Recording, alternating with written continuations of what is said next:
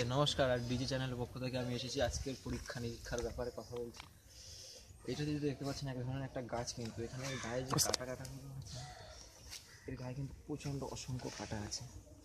এই যেগুলো দেখতে পাচ্ছেন কাটা, এগুলো কিন্তু এর মধ্যে বিষও থাকতে পারে, আবার আমার শরীরে স্কিনের প্রবলেম হতে পারে।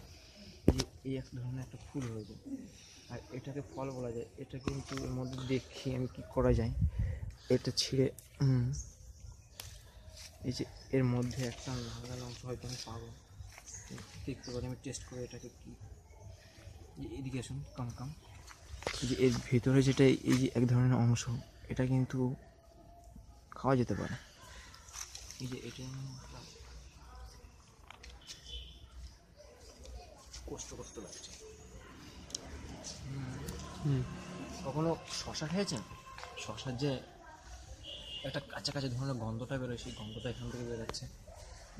এটা খুব সুস্বাদু জিনিস, প্রোটিনও আছে মনে হচ্ছে আমার। ওকে, বাই।